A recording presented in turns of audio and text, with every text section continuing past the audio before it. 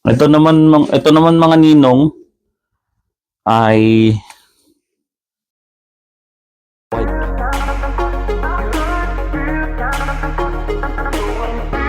what's up mga ninong? Another day, another vlog. Bali, for today's video ay ipapakita ko sa inyo yung dalawang ibon na ibebenta natin. Bali kasi yung kabarkada natin dito sa Illinois ay gusto na magsimula na mag-ibon. So, bali binenta natin ang breeder. Gusto daw niyang bumili at gusto niya magsimula na mag-ibon. Binigyan natin siya ng magandang mga breeder, isa sa mga naging foundation na breeder natin dito sa loft. Then meron tayong isang off color dito. Kung natatandaan si number 14, yung off color kasi itong kabarkada namin na to mahilig to sa off color. So yun, bale gusto niya off color, binigyan natin sa kanya. So, yun. Samahan niyo ako mga ninong. Papakita ko sa inyo ngayon yung ibebenta natin off color. Okay. Ayun na mga ninong. Grabe.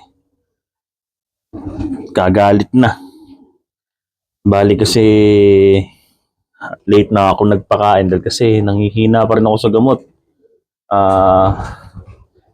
Bali hindi naman na opera na ospital. Tapos binigyan tayo maraming gamot, kaya nanghihina ako sa gamot, kaya ngayon lang ako magpapakain ng ibon, ngayon lang ako nagkalakas. Yan, pasok tayo ngayon dito. Yan ang ganap dito sa natin, sa loft natin. Madumi pa rin, as usual, wala nang bago dyan. Yan, dami nila oh. Nagsama-sama ko kasi rito yung cup, tapos doon sa kulayhin. Yan.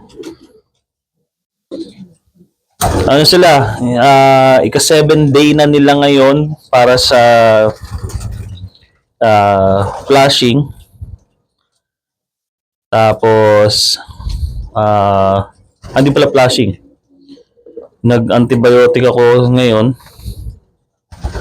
Tapos naka-isang salmonella na anti-salmonella tayo, which is nakita nyo dun sa another vlog natin. Bali ngayon, yun nga, sabi ko, antibiotic na, 7 day. Tapos, i-deworm natin week after na gagawin ko. So, para ganda naman yung condition nila. Masigla naman. Hindi naman yung nanghihina, alam mo yun, yung mga nangyayari dati na sa akin kasi pag nag-antibiotic ako, nanghihina. Ngayon, masisiglan naman sila lahat. Yan, active naman lahat. Tayo sa kabila. Ayan. Ayan o. Active na active. Nagkakabulang pa kayo. Ayan. Andito ba yung ito? Ito yung sinasabi ko. Pakita ko sa inyo mamaya. Ayan yung mapupunta sa kabarkada natin. Ayan. Bali, ito yung hen section natin. Ayan, active din sila. Hindi naman nanghihina or something. Hindi pa ako nakapaglinis sa ibang cage, oh. Dumi pa din. Ito yung mga inaki natin. Kung natandaan nyo itong dalawa na to sa gilid, anak to ni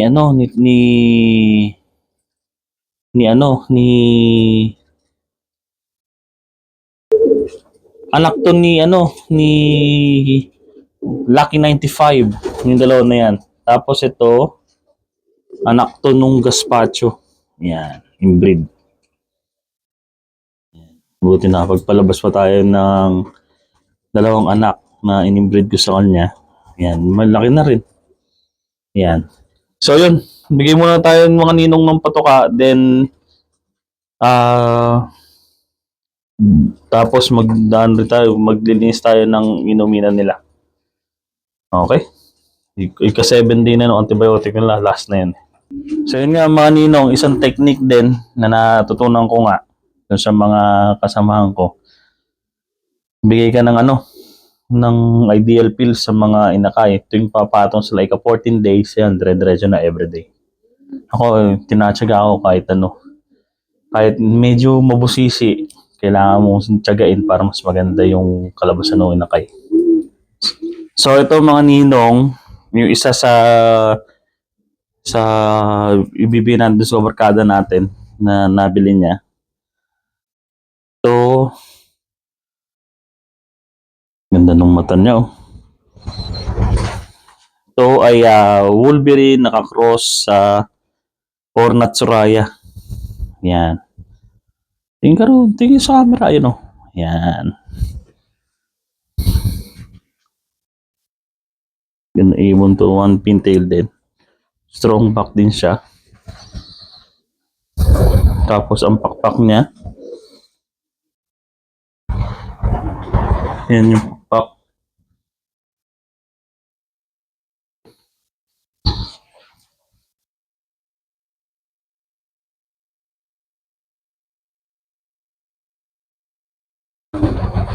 Yan.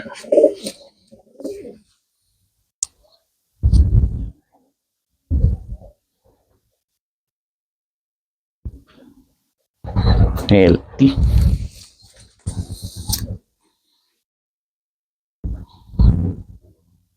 Sungit ng mata Kabilaan niyan, ganyan ang itsura. Yan yung una. Wolverine nakakross sa sa Ornat Soraya. Ito mga ninong off color naman tayo. Ayan. Bali ang linya nito Baldwin.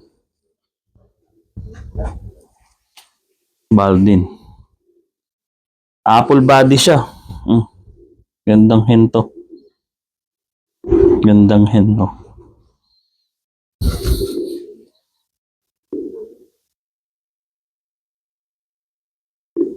hentin tong to.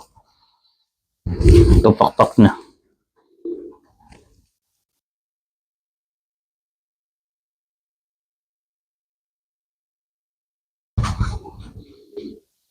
Tapos, kabila.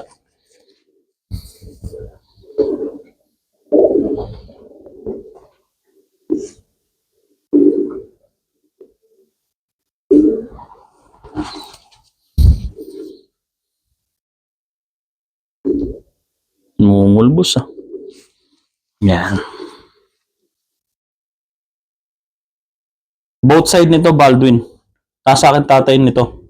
Kung napapansin niyo yung dark check na nandito sa akin na Baldwin, yun yung tatay niya. Yan. Tapos tumapos siya sa 350 miles itong ibon na to. Kaya magandang panimula na to. Yun ding blue bar kanina, tumapos din na yun ng 350 miles sa Cuevas Classic. Ito naman tumapos to sa, kung yung nagkakamali, sa BGR. Black and Gold Race. Yan. Kasabayan ng isang ibong ko. Bali ito kasi, nabili ko ito kay Kuya Neil Baptista. Ayan, Kuya Neil to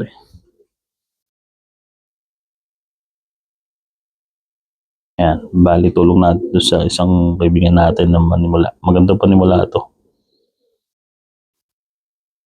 Yan. Ganda ibon. Mga ninong yung kaibigan natin na pumikap nung ibon. Sana maganda yung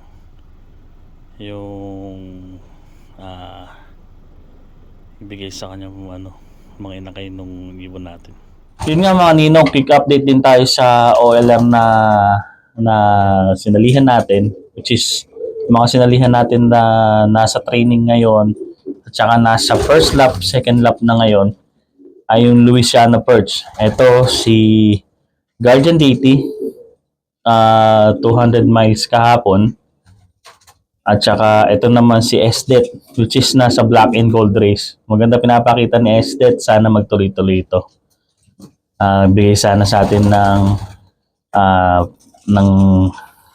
ng pag-asa na manalo sana'y pala rin, kumbaga. At saka meron kaming inaabangan pa na isa pa, yung American average. Ayan, nito. 3 pa yung ibon namin dyan. So, bali, sana hanggang dire-diretso, 3 pa rin. Ayun lang, quick update tayo sa mga sinalihan natin mga ninong na OLR. So yun nga mga ninong, ma-pick up na yung mga ibon na pipick upin mo ang kabarkada natin. At natapos na naman ng isang araw na pag-aasikaso natin dito sa mga ibon. Continuous kasi yung talaga pag-aasikaso dito. Alam niyo naman yan. Lahat ng nag-iibon, alam nila kung paano ang sakripisyo na ginagawa mo pag nag-iibon ka talaga. So yung mga ninong, nga pala, paki-subscribe yung ating channel. Kung hindi ka pa nakapag-subscribe, paki-subscribe mo, si Empadua Love. Malaking tulong para sa atin yun, para tuloy-tuloy yung ligaya, sabi nga. Hanggang dito lang mga ninong. Maraming salamat sa panonood. Peace mga ninong.